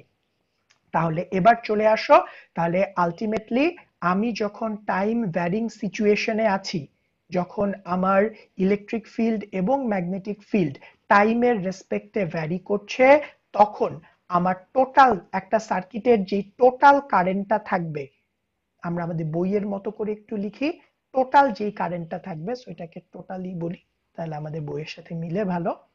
Total যেই কারেন্টটা থাকবে সেই টোটাল কারেন্টটা দুই ভাবে আসবে, একটা হচ্ছে নরমাল কারেন্ট যেটা ডিসি অবস্থাতেও ছিল, ডিসি অবস্থাতেও তো কারেন্টটা ছিল, আর আরেকটা আসবে displacement current. So displacement current হচ্ছে del D del T. So this is the variation। তাহলে আলটিমেটলি যে বলবা স্যার আপনি এত কথা বলেন, আপনার কথা তো সব মাথার উপর দিয়ে যায়, আর দুপুরবেলা ভাত খাওয়ার টাইমে এত কথা বলতেছেন, ভাতের প্লেট নিয়ে তো এত কথা বুঝতেছি না, তাহলে এগুলো সব বাদ দিয়ে শুধুমাত্র এইটা মনে রাখো যে টাইম ভ্যারিং সিচুয়েশনের জন্য তাহলে কার্ল অফ ম্যাগনেটিক ফিল্ড সমান কি আসবে? ম্যাগনেটিক ফিল্ডের কার্ল মানে হচ্ছে conduction current plus del D del T। So there will be some change, and that change is related to the change in electric field। যে ইলেকট্রিক ফিল্ডের যে পরিবর্তনটা হচ্ছে এটা ম্যাগনেটিক ফিল্ডের রোটেশনকে ইফেক্ট করবে, যেভাবে করে একটু আগে আমরা দেখে আসছি যে ম্যাগনেটিক ফিল্ডের পরিবর্তন ইলেকট্রিক ফিল্ডের রোটেশনকে এফেক্ট করে, সে একটা ইরোটেশনাল ফিল্ডকে রোটেট করানো শুরু করে দেয়। সিমিলারলি ইলেকট্রিক ফিল্ডের যে পরিবর্তনটা হবে সেই পরিবর্তনটা আমার ম্যাগনেটিক ফিল্ডকেও এফেক্ট করবে। So this is another thing, curl of magnetic field will be changed, কারণ আমার এবার কারেন্টের সোর্স দুইটা, একটা হচ্ছে নরমাল কন্ডাকশন কারেন্ট আর দুই নাম্বার হচ্ছে ডিসপ্লেসমেন্ট কারেন্ট। সো এটা কি তোমরা সবাই, আমি যতটুকু সামারি বলেছি এটা কি সবাই বুঝতে পারছো? জি স্যার। ওকে ফাইন। তাহলে এবার চলে আসো, এবার আমরা সামারি করা শুরু করি যে আমরা টাইম ভ্যারিং এ কি কি পরিবর্তন হবে। সো কি কি পরিবর্তন আসবে সেগুলোকে যদি এবার আমরা সামারি করি, এবার একটা একটা করে শুরু হোক। এক নাম্বার হচ্ছে we wanna see what will happen divergence of electric field। দুই number we wanna know what will happen to the divergence of magnetic field। তিন number we wanna know what will happen to the curl of electric field। চার number we wanna know what will happen to the curl of magnetic field। বলতে পারো sir উপরেরটাকে B বললেন এটাকে H বললেন কেন? কোনো কারণ নেই, আমাদের বই বলে, সো তুমি চাইলে এটাকে এইচ বলতে পারো, কোনো সমস্যা নাই, কারণ দুইটাই তো একই জিনিসকেই বোঝায়, শুধুমাত্র একটু কনস্ট্যান্টের ভেরিয়েশন থাকে। তাহলে এবার প্রথম কথা হচ্ছে টাইম ভ্যারিং ফিল্ডে প্রথম ফর্মুলার কোনো পরিবর্তন হয় না, স্ট্যাটিকে যা ছিল টাইম ভ্যারিং এও তাই থাকে। তার কারণ এখন চার্জের অ্যামাউন্টটা টাইমের রেসপেক্টে ভ্যারি করতে থাকে। সো আমরা জানি ইলেকট্রিক ফিল্ডে ডাইভারজেন্স করলে কি পাওয়া যায়, charge divided by absolute value. Exactly, সোজা কথা চার্জ পাওয়া যায়। সো এই চার্জটা এবার টাইমের রেসপেক্টে ভ্যারি করবে, সো কোনো সমস্যা নেই, এক্সট্রা কিছু টার্ম আসবে না। So it will be epsilon R epsilon naught. That is এখানে জাস্ট একটা সাইলেন্ট টার্ম মাথার মধ্যে রাখো। এটা তোমাদের যদি কখনো এগুলো লিখতে হয় লিখার দরকার নাই, জাস্ট মাথার মধ্যে রাখো যে তাহলে কি আসলেই কোনো পরিবর্তন হলো না, পরিবর্তন হচ্ছে। এই ইলেকট্রিক ফিল্ড যখন টাইমের রেসপেক্টে চেঞ্জ হচ্ছে, এই চার্জটাও টাইমের রেসপেক্টে চেঞ্জ হচ্ছে।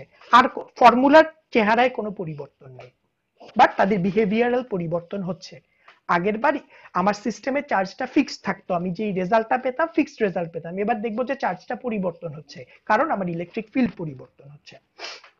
এই এবার চলে আসো, let's move on to divergence of magnetic field. বলো ম্যাগনেটিক ফিল্ডে ডাইভারজেন্স করলে কত পাওয়া যায়? জিরো। কারণ কি? কারণ ম্যাগনেটিক ফিল্ড আমাদের কোনো ডিসক্রিট পোল পাওয়া যায় না।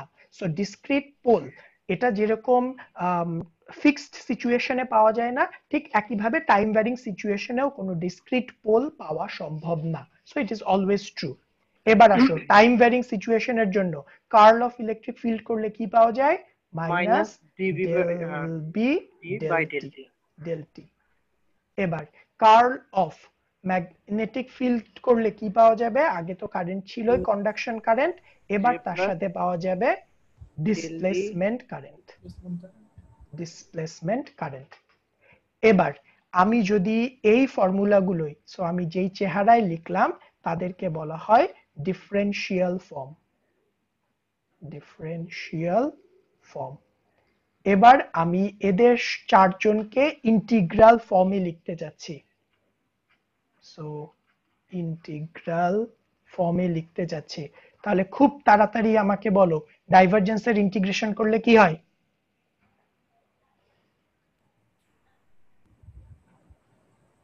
ওই 74 বোনাস গুলো সব নিয়ে নিব তাড়াতাড়ি। ডাইভারজেন্সের ইন্টিগ্রেশন করলে কি হয়?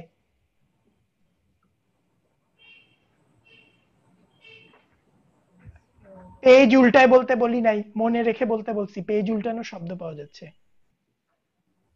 Surface integral 101। Yes, surface integration হয়। ডাইভারজেন্স কে ইন্টিগ্রেশন করলে যার ডাইভারজেন্স করা হচ্ছে তার সারফেস ইন্টিগ্রেশন হয়। হ্যাঁ, অফ কোর্স বোনাস। বোনাস 5 কিনা জানি না, বাট বোনাস পাইছো। আর হ্যাঁ, 74 এর বোনাস তোমার কাছে চলে আসছে কিছু। তাহলে ডাইভারজেন্স কে ইন্টিগ্রেট করলে যার ডাইভারজেন্স করা হচ্ছে তার ক্লোজ সারফেস ইন্টিগ্রেশন হয়। এবার চার্জ ডেনসিটি কে ইন্টিগ্রেট করলে টোটাল চার্জ পাওয়া যায়, তাহলে Q divided by epsilon R epsilon naught. এবার চলে আসো 2 নাম্বার, আবার B এর ডাইভারজেন্স করছি, তাহলে B এর ডাইভারজেন্স করলে B এর সারফেস ইন্টিগ্রেশন পাওয়া যাবে। তাহলে B এর ক্লোজ সারফেস ইন্টিগ্রেশন পাওয়া যাবে, 0 কে ইন্টিগ্রেট করলে 0ই পাওয়া যাবে। নাম্বার 3 চলে আসো, কার্ল কে ইন্টিগ্রেট করলে কি হয়? ওই কার্ল কে ইন্টিগ্রেট করলে কি হয়? Line integration, close line integration. তাহলে লাইন ইন্টিগ্রেশন হয়, যাকে কার্ল করা হচ্ছে তার ক্লোজ লাইন ইন্টিগ্রেশন হয়। এবার বলো বি কে ইন্টিগ্রেট করলে কি হয়? বি কে ইন্টিগ্রেট করলে কি হয়? 0 হয়। 110 কিছু একটা বলছো, আবার বলো। 5 হয়। Very good. বি কে ইন্টিগ্রেট করলে 5 হয়। আমরা একটু আগে করে আসছি তো, বি কে ইন্টিগ্রেট করলে 5 হয়। তাহলে এবার চলে আসো 4 নাম্বার। আচ্ছা, আমার অ্যালাইনমেন্টটা নষ্ট হয়ে গেল, আচ্ছা থাকুক। এবার আবার আমি এইচ এর কার্ল করছি, সো কার্ল কে ইন্টিগ্রেট করলে এইচ এর লাইন ইন্টিগ্রেশন হয়, ক্লোজ লাইন ইন্টিগ্রেশন হয়। বলো জে কে ইন্টিগ্রেট করলে কি হয়? Mu not I. Mu not I. Mu not কোথা থেকে আসবে? স্যার আই আসে, যে কারেন্ট আসে, আই আসে প্লাস। এবার ডি কে ইন্টিগ্রেট করলে কিছু হয় না, ডি কে ইন্টিগ্রেট করলে ডি থাকে, মানে দ্যাট ইজ ডি এর ইন্টিগ্রেশন থাকে, পার্টিকুলার কোনো টার্মিনোলজি এখানে আসে না। এই তাহলে এবার এই যে ফর্মুলাগুলো আমরা পেলাম প্রতিটারই, যদি আমরা 1 নাম্বার লাইনে আসি, যদিও আমার এখানে লাইন টানাটা খুবই ডিফিকাল্ট, কেউ কি বলতে পারবা এই লটার একটা নাম আছে? গাউস ল। ইয়েস, ভেরি গুড, গাউসেস ল। রোল 89, গাউসেস ল। এবার বলো এই লটার আরেকটা নাম, এই লটার একটা নাম আছে, বলো এই লটার মানে কি? ওই তোমরা হারাই গেছো কেন? সব গোলা হয়ে গেছে স্যার। নেই স্যার। এটার মানে হচ্ছে no isolated magnetic pole. No isolated magnetic pole, যে কোনো ডিসক্রিট নর্থ পোল বা সাউথ পোল পাওয়া যায় না। Isolated magnetic pole. এবার বলো, যদিও এটা এনে লাইন টানতে আমার জান বেড়ে যাবে, এইটা দেন এইটা দেন এইটা, এই দেন এই। ওকে, বলো এই লটার একটা নাম আছে? Ampere's law. Okay, 130, yes, Ampere's law. This is no, this is not Ampere's law. Bonus withdrawn. Sir, Faraday's law. Paradox law sir. 106, yes, 106 Faraday's law. ওই এটা চলে গেল কেন বুঝতে পারতেছি না। সো এটা হচ্ছে Faraday's law, এটা তো আজকেই পড়ছি। আর আমিও বলছিলাম স্যার। এটা হচ্ছে Faraday's law. And last but not the least, বলো এটার নাম আছে? এম্পিয়ার ল স্যার, এম্পিয়ার স্যার। হ্যাঁ, এবার Ampere's এটা law. This is Ampere's law. এবার এই চারটা লকে যখন তুমি একটা বাক্সের মধ্যে ভরবা, বাক্সটা বন্ধ করে দিবা, প্যাকেট করবা, এইটাকে বলা হবে Maxwell's equation. So Maxwell's equation is basically not any unique equation, rather a collection of some laws. এই ল গুলারে একটা গিফট প্যাকেট বানাও, তুমি যা পাবা তার নাম হচ্ছে Maxwell's equation, and that is the most important equation in wave science. Wave সায়েন্সের জন্য এই ইকুয়েশন গুলো, these are the starting point of wave science. এটা ছাড়া আমাদের ম্যাক্সওয়েল মানে ওয়েভ সায়েন্স হইতোই না। There will be no wave, electromagnetic wave related আমরা কোনো কাজই করতে পারতাম না unless mister James Clerk Maxwell এই চারটা লকে একসাথে নিয়ে একটা গিফট প্যাকেট না বানাইতো। So James Clerk Maxwell was a British scientist, British physicist basically. He is this man যিনি যা করেছেন, এর আগে যতগুলো ল ছিল সেই ল গুলোকে একসাথে থিওরিটিক্যালি কম্বাইন করেছেন, এবং উনি কম্বাইন করে দেখিয়েছেন যে আপনারা যদি এই চারটা লকে কম্বাইন করতে পারেন, আপনি যা রেজাল্ট পাবেন, রেজাল্ট হচ্ছে এইটা। চারটা লকে কম্বাইন করেন, কম্বাইন করলে যা রেজাল্ট পাওয়া যাবে, দ্যাট রেজাল্ট ইজ দিস। এইটা, এই চারটা ল যারা বানাইছে তারা এটা বলতে পারে নাই, তারা ডিসক্রিটলি চারটা ল দিয়ে দিয়েছে, বাট তাদের কম্বাইন্ড ইম্প্যাক্ট যে এত বড় একটা ইম্প্যাক্ট হতে পারে, এই ইম্প্যাক্টটা তারা বলতে পারে নাই। That's why this person, although he actually discovered nothing, just সবাইকে কম্বাইন করেছেন, করে he has become one of the pioneer in the field of physics, and he has become one of the founder of wave theory. So these are called Maxwell's equation, এবং এই কোর্সে সবচেয়ে important slide এটা। এবং খেয়াল করে দেখো, আমরা এই কোর্সে আলটিমেটলি এই চারটা নিয়েই কিন্তু বারবার পড়েছি। Now we are having the final form of this equations. আমাদের যে পস্টুলেট গুলো ছিল, সেই পস্টুলেট গুলোর ফাইনাল চেহারায় আমরা চলে আসছি। So these are called Maxwell's equation. তো এখানে ম্যাক্সওয়েলস ইকুয়েশনের আরেকটা মজার ব্যাপার হচ্ছে, ম্যাক্সওয়েলস কিন্তু থিওরিটিক্যাল ফিজিসিস্ট, উনি এই লয়ের কোনোটারই প্র্যাকটিক্যাল কোনো কাজ করেন নাই। উনি কিন্তু একবারও এইটা প্রমাণ করে উনি দেখান নাই যে এখান থেকে এখানে আসা যাবে। উনি থিওরিটিক্যালি প্রমাণ করেছেন যে এই চারটা ইকুয়েশনকে কম্বাইন করলে এরকম হবে। এরপরে লেঞ্জেস এবং আরো কিছু রাশিয়ান সায়েন্টিস্ট, আমার নামগুলো মনে নাই, তারা এটাকে প্রমাণ করেছেন যে হ্যাঁ আসলেই এটা সম্ভব। এবং এর পরে মার্কনি রেডিও বানায় দেখাইছে যে ইয়েস, ম্যাক্সওয়েল যে কথাগুলো বলছে এবং লেঞ্জ যেটা প্রমাণ করে দিয়ে গেছে, সেগুলো দিয়ে আসলেই কমিউনিকেশন করা সম্ভব, যে কোনো তার ছাড়া, কোনো কানেকশন ছাড়া communication possible. So these are the significance of Maxwell's equation, and this is one of the prime output that you have to bring after the end of this course.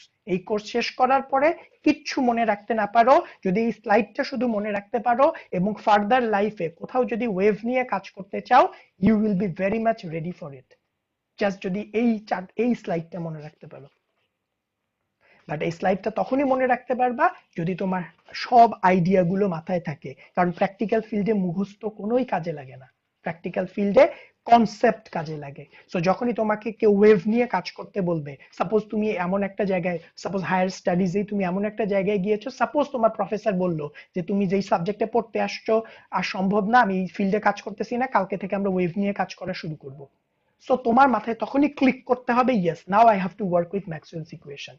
এখন Maxwell's ইকুয়েশনকে তুমি কোন ফরম্যাটে ব্যবহার করবা, তাতে ব্যবহার করতে গিয়ে কি কমপ্লেক্সিটি আসবে, that is a very different idea.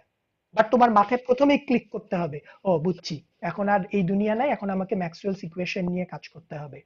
বা অ্যাজ ফর এক্সাম্পল তোমাকে আমি জাস্ট একটা আইডিয়া দিই, সাপোজ তুমি পাওয়ার সেক্টরে কাজ করছো, বাট পাওয়ার সেক্টরে একটা প্রবলেম হচ্ছে যে তুমি বারবার একটা ইলেকট্রোম্যাগনেটিক ইন্টারফিয়ারেন্স দেখতে পাচ্ছ, যে যখনই কারেন্ট ফ্লো করে তখন কি জানি হয় এবং চারিদিকে একটা ওয়েভের মতো ফ্লো করছে, তুমি এটাকে স্টাডি করতে চাচ্ছ, সাথে সাথে তোমার মাথায় ঢুকতে হবে যদিও আমি পাওয়ার সেক্টরে আছি, এখন আমাকে ম্যাক্সওয়েলস ইকুয়েশন ইউজ করতে পারতে হবে, because I am talking about some wave interference.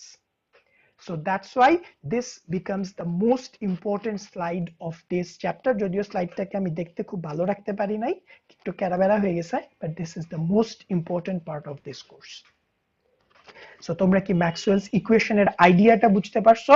So Maxwell's equation is nothing but collection of some laws. So এই সবগুলো লই কিন্তু জেমস ক্লার্ক ম্যাক্সওয়েল বলার আগে সবগুলো লই একদম মানে এস্টাবলিশড ল ছিল, উনি শুধুমাত্র এই চারজনকে কম্বাইন করেছেন এবং কম্বাইন করে বলেছেন without any physical connection communication theoretically possible, এবং তারপরে এটাকে ডিফারেন্ট সায়েন্টিস্ট অ্যাপ্লাই করেছেন এবং অ্যাপ্লাই করে করে আজকের দিনে আমরা ইলেকট্রোম্যাগনেটিক ওয়েভ নিয়ে এত কাজ করছি যেখানে কাজের কোনো শেষ নাই। এবং তুমি যদি জাস্ট একটু চিন্তা করে দেখো যে আমাদের লাইফ থেকে তুমি ইলেকট্রোম্যাগনেটিক ওয়েভকে কোনোভাবেই দূর করতে পারবা না।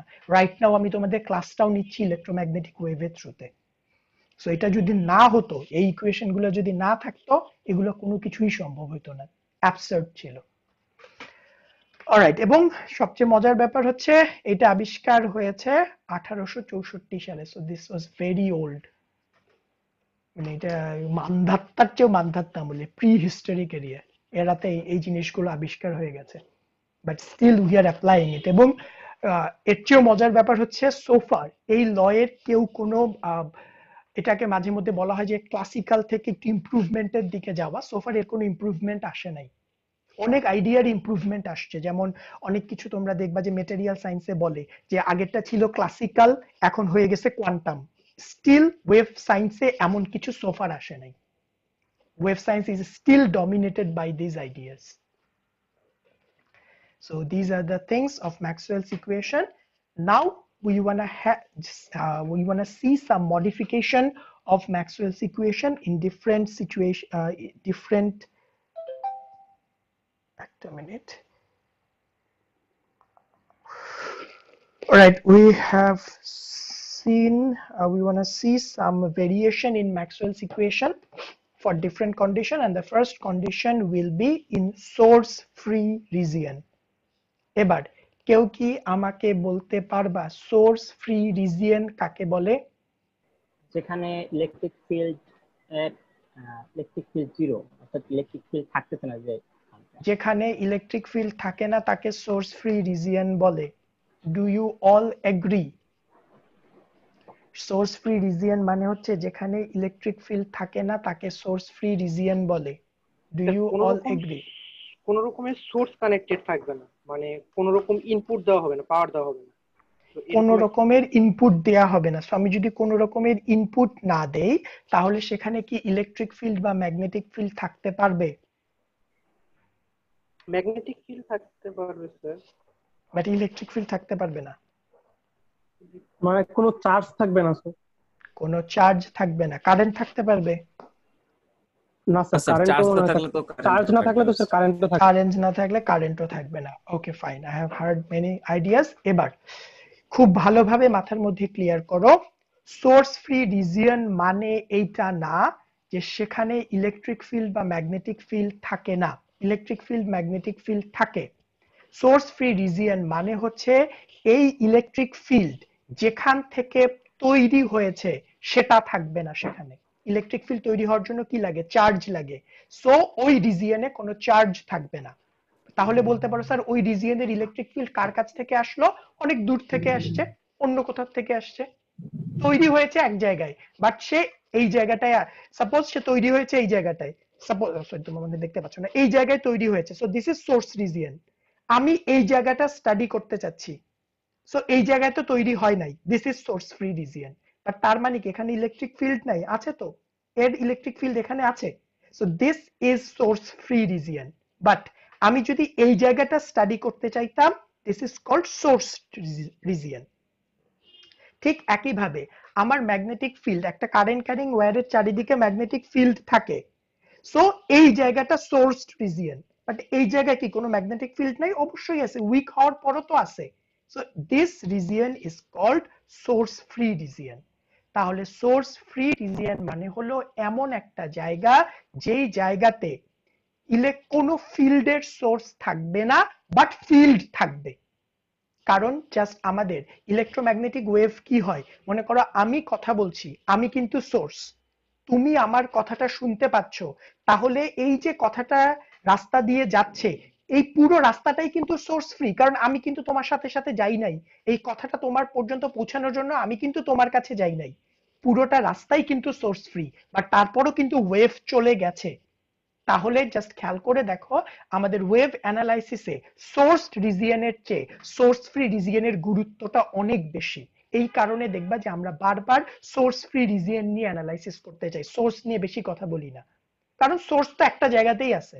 তুমি যখন মোবাইলে কথা বলছো, তুমি যখন মোবাইলের অ্যান্টেনা দিয়ে তোমার কথাটা ছেড়ে দিলা, তোমার চিন্তা কিন্তু শুধুমাত্র তোমার কথাটা রিসিভার পর্যন্ত যাবে কিনা, এবং তোমার কথাটা তোমার জায়গা থেকে রিসিভার পর্যন্ত যাবে, পুরোটাই কিন্তু সোর্স ফ্রি জোন, এবং পুরোটার মধ্যে ইলেকট্রিক ফিল্ড আছে, পুরোটার মধ্যেই ম্যাগনেটিক ফিল্ড আছে, বাট যে কথাটা বলেছে সে নাই, সোর্স নাই।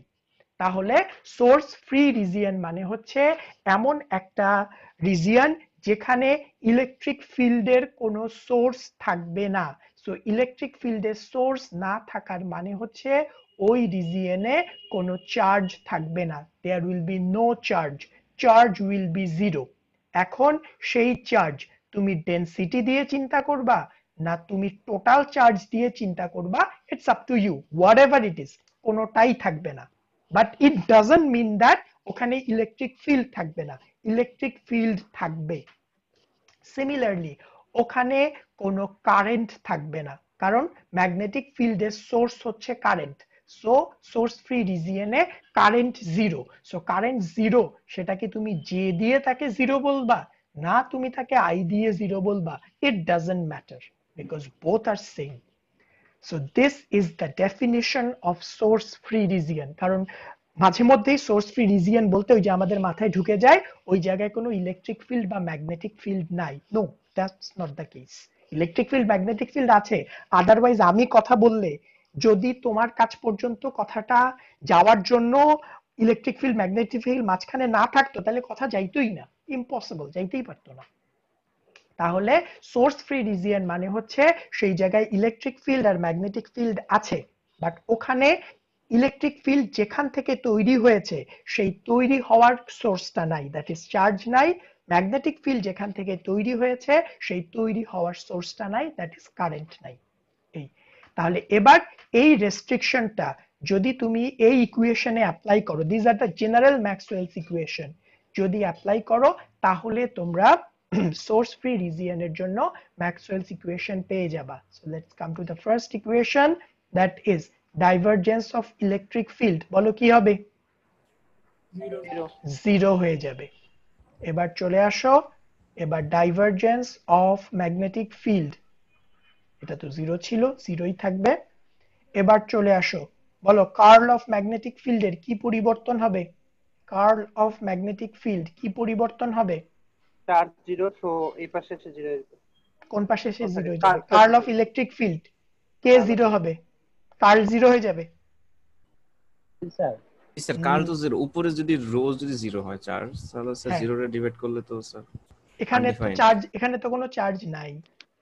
এখানে আসো, just curl of electric field, generally curl এটা অফ ম্যাগনেটিক ইলেকট্রিক ফিল্ডের সাথে magnetic related. So magnetic minus field তো থাকবে, তার মানে এখানে কোনোই পরিবর্তন চেঞ্জ হবে হবে না, না। It will remain as it is. কারণ তোমাদেরকে কিন্তু বারবার বলা হচ্ছে সোর্স ফ্রি রিজিয়নে ইলেকট্রিক ফিল্ড ম্যাগনেটিক ফিল্ড থাকে, সোর্স থাকবে না। So this is not the source, this is the result, তাহলে এটা থাকবে। Then last but not the least, curl of magnetic field H, বলো কি হবে? 0 হয়ে যাবে। 0 হয়ে যাবে। কেন 0 হবে? না স্যার এটা আই 0 না হবে। স্যার একটা স্যার জিরো এ হবে কি- স্যার, আরেকটা এস থাকবে। 0 হবে, যেটা এ 0 তো হবে থেকে বাট যাবে। জি স্যার। So field termটা থেকে যাবে del D del T. So these are the differential form of Maxwell's equation in source free region. So এবার এটাকে যদি আমি ইন্টিগ্রাল ফর্মে কনভার্ট করতে চাই, তাহলে ডাইভারজেন্স কে করলে আসে E dot ds। লাইন ওই surface integration, surface surface integration. Integration close surface integration. আজকে ওই যে ছোটবেলায় তোমরা কখনো এটা করছো কিনা এটা আমি জানি না। দেওয়ালে স্যার, দেওয়ালে ইয়ে করে কাগজ দিয়ে না না না, এটা খুব সহজ কাজ। ছোটবেলায় যেটা হইতো, এক লাইন 10 বার করে লিখাইতো খাতার মধ্যে, ওই যে পরীক্ষা ক্লাসে হোমওয়ার্ক দিত, I am a good boy, এটা 10 বার লিখে নিয়ে আসবা। তো তোমরা খাতার মধ্যে 10 বার লিখবা ডাইভারজেন্স কে ইন্টিগ্রেট করলে ক্লোজ সারফেস ইন্টিগ্রেশন হয়, কার্ল কে ইন্টিগ্রেট করলে ক্লোজ লাইন ইন্টিগ্রেশন হয়। এইটা ততক্ষণ পর্যন্ত লিখতে থাকবা যতক্ষণ পর্যন্ত মাথায় না ঢুকে। তাহলে এবার চলে আসো দুই হচ্ছে ডাইভারজেন্স কে ইন্টিগ্রেট করলে ক্লোজ সারফেস ইন্টিগ্রেশন হয়। Line sir. ওই আবার লাইন, স্যার কি রে ভাই, কি ডুবাইলি ডুবাইলি তোমাদেরকে কিন্তু এটা তাহলে আমি এখন এইখানে বসে লিখাবো, বুঝে নিও। এবার কার্ল কে এবার ইন্টিগ্রেট লাইন করলে, হ্যাঁ এটা এবার line, line sir close line integration close হয়। Line integration. এবার আসলে হচ্ছে যে কার্ল গুলা হচ্ছে সব লাইন, আর হচ্ছে ডট গুলা হচ্ছে সব সারফেস। যেমনেই মনে রাখো, আই ডোন্ট কেয়ার, হ্যাঁ জি স্যার, আর এইটাই তো। এটা ঠিক মনে রাখতে হবে, অথবা খাতার মধ্যে লিখাবো আমি।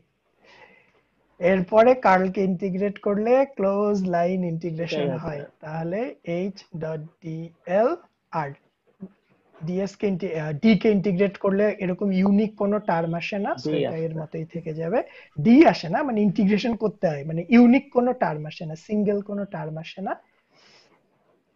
এই so these are the Maxwell's equation for source free region। এবং এটা আমরা কেন ইম্পর্টেন্স দিই, যে একটু আগেই বললাম যে আমাদের যারা ওয়েভ নিয়ে কাজ করে তাদের জন্য খুব প্রাইম কনসার্ন হচ্ছে ওয়েভটা কিভাবে প্রপাগেট হচ্ছে, ওয়েভটা কিভাবে করে যাচ্ছে, যাওয়ার সময় হারাচ্ছে কতটুকু, থাকছে কতটুকু, সোর্সে কি তৈরি হচ্ছে, এটা নিয়েও, এটাও ইম্পর্টেন্ট, বাট এটা কিন্তু খুবই কম পার্ট। বাট এই সিগন্যালটা কিভাবে করে যাচ্ছে এইটা হচ্ছে বড় পার্ট। এটা নিয়ে সবচেয়ে বেশি চিন্তা, এটা নিয়ে ইঞ্জিনিয়ারিং, এটা নিয়েই চিন্তা যে আমার কথাটা আমার এই মোবাইল টাওয়ারের মধ্যে দিয়ে আমেরিকা পর্যন্ত যাবে কিনা, হারাবে কতটুকু, কতটুকু লস হবে, কতটুকু থেকে যাবে। That's why in wave engineering we are very much concerned with source free region. So আজকে আমরা এতটুকুই পড়বো, নেক্সট ক্লাসে we will talk about something else. So next ক্লাসে যেই টার্মটা নিয়ে আমরা পড়বো দ্যাট ইজ ফেজার। তোমরা কি টার্মটা শুনছো? জি স্যার, এসিতে ফেজর ডায়াগ্রাম, ফেজর ডায়াগ্রাম শুনছিলাম। ওকে, যেহেতু শুনে আসছো, এটা নিজেরা একবার একটু দেখে আসবা। at the beginning of the next class I will ask some questions regarding this, যে তোমরা কি পরিমাণ ফেজর বুঝছো, because if I'm not wrong তোমরা এসি সার্কিটে ফেজর পড়ছো, মেশিন 1 এ পড়ছো, মেশিন 2 তে পড়ছো, আর আমি জানি না পাওয়ার সিস্টেম 1 এও মনে হয় কিছু পড়াই। সো অলরেডি 4টা কোর্সে পড়তেছো, সো ফেজর সম্পর্কে তোমাদের অবশ্যই জানা আছে। স্যার লেকচার 16 এ স্যার একটা সেলফ স্টাডি ম্যাথ ছিল স্যার, সেটা যদি একটু ব্রেকডাউন করে দিতেন শুরুটা স্যার। ব্রেকডাউন করে দিতাম লেকচার 16 এর। ওকে স্যার, যে বায়োট-সেভার্ট ল যেই ক্লাসে পড়াইছেন স্যার সেটা। ব্রেকডাউন যদি করতে হয়, magnetostatic section B, okay, to give you a very quick reminder, তোমাদের কিন্তু এই উইকে প্রেজেন্টেশন আছে, ডোন্ট ফরগেট অ্যাবাউট দ্যাট। তোমাদের এক্সাক্ট ডেটটা আমি আজকে জানাই দিব যে কোন সেকশনের কবে পড়বে। 3টা টাইম স্লট, একটা হচ্ছে ফ্রাইডে মর্নিং, একটা হচ্ছে স্যাটারডে মর্নিং, আর একটা হচ্ছে স্যাটারডে আফটারনুন। সো এই 3টার যে কোনো একটা স্লট তোমাদের পড়বে। সো কার কোন স্লটটা পড়ছে আমি জানিয়ে দিব। এবং একটা সেকশনের স্লটে সবাইকে প্রেজেন্ট থাকতে হবে। স্যার আরেকটা কোশ্চেন ছিল স্যার, এই যে আমরা যে অ্যাসাইনমেন্ট প্রেজেন্টেশন, স্যার প্রেজেন্টেশনে আমাদের যাদের ডিভাইস আছে মানে ডিভাইস রিলেটেড মাইক্রো হিটিং বা থার্মাল গান, স্যার সেখানে যে ক্রিটিসাইজটা করব, ক্রিটিসাইজটা কি ওই ডিভাইসের ক্রিটিসাইজ করব নাকি ওই ডিভাইসে যে জিনিসটা ইউজ করতেছে সেটার ক্রিটিসিজম করব? তুমি ক্রিটিসিজম করবা ওয়েভের, তুমি ডিভাইসটাকে ক্রিটিসাইজ করতে যাবে না, বাট তুমি যদি মানে তোমার মেইন প্রায়োরিটি হবে ওয়েভটাকে ক্রিটিসাইজ করা, বাট ওটা করতে গিয়ে যদি তোমার ডিভাইসের লিমিটেশন নিয়ে কিছু কথা বলতে হয় তাহলে তুমি এটা বলতে পারো, এটা অ্যাপ্রিশিয়েটেড। যেমন অ্যাজ ফর এক্সাম্পল যেমন থার্মাল কি জানো বলে, থার্মাল গান। স্যার থার্মাল গান আসলে আমি কিছু স্যার পাইতেছি না, ডিভাইসের কোনো লিমিটেশন নাই, এটা খুব ভালো, খুব এফিশিয়েন্ট, কোনো খারাপ কিছু নাই, কিন্তু জাস্ট ওকে ফাইন, এটা যদি তুমি পাও যে থার্মাল গানের কোনো এফিশিয়েন্সি নাই, কারণ অ্যাজ তোমাদের কোশ্চেন থেকেই আমার কাছে আইডিয়া আসছে যে তোমাদের অনেকে জিজ্ঞাসা করছিল যে স্যার এই যে থার্মাল গান ইউজ করে যে টেম্পারেচার মাপতেছে এটা কি রিলায়েবল কিনা। So you can talk about the reliability of that system as well. So তারপরে তুমি আইআর এর যদি কোনো ক্ষতিকর প্রভাব থাকে, যে আমাদের সাপোজ আমি থার্মাল গানকে রিলায়েবল করতে গিয়ে এত বেশি আইআর ইউজ করলাম যেটা আমার বডির জন্য ক্ষতিকর, then you will talk about that as well. এবং সেটার জন্য আমাদের রেগুলেটরি বডির গাইডলাইন কি কি সেই জিনিসগুলো বলতে হবে। ওকে, তোমাদের প্রবলেম এইটাতে। সো আমি শুধুমাত্র তোমাদের ফিগারটা ড্র করে দিচ্ছি, বাকিটা আমি ফিগারটা হলেই হবে স্যার। সো ফিগারটা কি বলেছে, আর direct current I flows in a straight wire of length 2L। তার মানে আমার কাছে যেই তারটা আছে সেই তারটা হচ্ছে এইটা, একটা স্ট্রেট তার আছে, সেই স্ট্রেট তারের মধ্যে দিয়ে আই পরিমাণ কারেন্ট যাচ্ছে। যেহেতু ছবি এঁকে দেয়া নাই, আই পরিমাণ কারেন্ট তুমি যে কোনো ডিরেকশনে নিতে পারো, আমি উপরের দিকে নিলাম, এবং বলে দেয়া আছে এই তারের লেন্থ হচ্ছে 2L। তার মানে এখান থেকে শুরু করে এত দূর পর্যন্ত। আচ্ছা হ্যাঁ বুঝছি, হ্যাঁ দেই নাই, বুঝছি তো।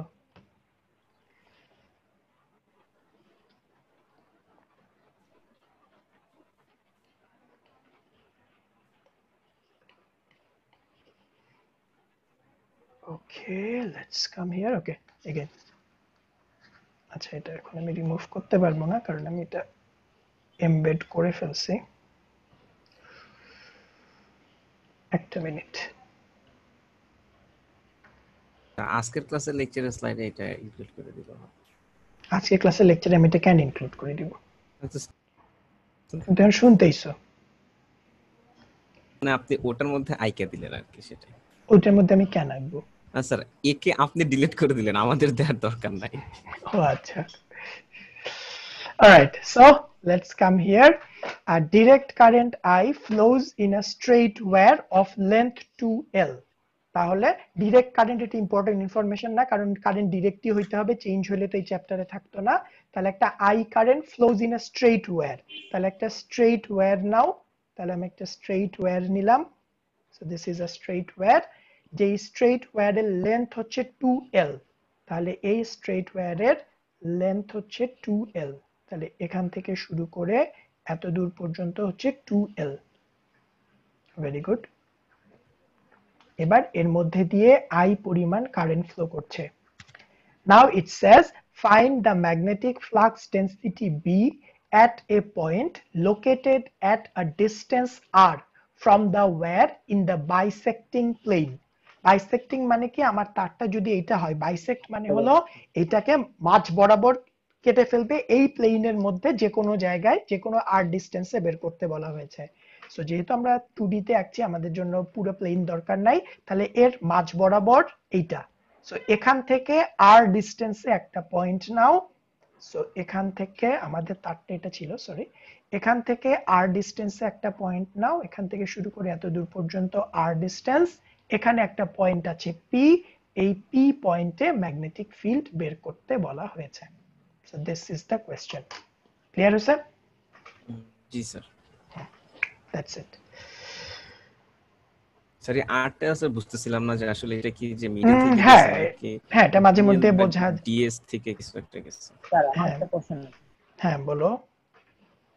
স্যার আমরা যখন ম্যাগনেটিক ফিল্ডে কাল করি তখন তো আমরা চার্জ ডেনসিটি পাই। তো কাল করার যে সূত্রটা আমরা সাধারণত ভেক্টর থিটা করে আসছি ওই অনুযায়ী করলে তো ওই যে সাপ্লিমেন্টারি শীটের সাথে যে জিনিসটা আছে তো মিলতেছে না, এটা কেন হচ্ছে? আরেকবার একটু বলো। আমরা ম্যাগনেটিক ফিল্ডে কার্ল করলে কারেন্ট ডেনসিটি পাই। হ্যাঁ স্যার। তো ভেক্টরে পড়ার সময় আমরা কাল করলে যেভাবে কাল করতাম মানে ওই যে ক্রস গুণফলের জন্য ওইভাবে যদি আমি এটাকে করতে যাই তাহলে তো সাপ্লিমেন্টারি শীটে যেভাবে দেয়া আছে ওই রকম পাচ্ছি না। বুঝছি। এখন যেটা হচ্ছে যে তুমি যেভাবে করে কার্ল করছো তুমি কিন্তু শুধু কার্টেসিয়ানের জন্য করছো, কার্টেসিয়ানের জন্য কিন্তু মিলে। But if I am not wrong তোমাদের ভেক্টর কোর্সে স্ফেরিক্যাল বা সিলিন্ড্রিক্যাল কোঅর্ডিনেটের জন্য করায় না। তো যদি ওটা করাইতো তাহলে দেখতে সবার জন্যই মিলতো। ও স্যার এইটাই মানে আমি তো স্যার মানে এই যে এমনে করে কার্ল করো তাই না, যে এমনে করে ax i j k dx dy dz, so ওটার সাথে মিলাই দেখো দেখবে সাপ্লিমেন্টারির সাথে কার্টেসিয়ানটা মিলে। বাট তুমি তো সিলিন্ড্রিক্যাল বা স্ফেরিক্যালের জন্য আগে করো নাই। রোটা শুধু মেলে না বাকি সবটুকুই মেলে, মানে যে আগে যে রো এবং রো সামথিং হ্যাঁ ওই রো গুলা হচ্ছে তোমার ওই কোঅর্ডিনেটের করেসপন্ডিং কার্ল। সো আমাদের যেহেতু এটা করায় না, এটা কোনো অ্যাকচুয়ালি তোমাদের না, এটা আসলে আমিও যখন ভেক্টর কোর্স পড়ে আসছি আমাদের এই কোঅর্ডিনেট গুলো টাচ করে না, কেন করে না আল্লাহ জানে। সো এটা ওদের প্র্যাকটিস হয়ে গেছে। সো ওই জায়গাগুলো যদি আমাদের করানো হতো তখন তোমরা দেখতে পাইতা যে আসলে মিলে যায় পুরোপুরি ভাবে।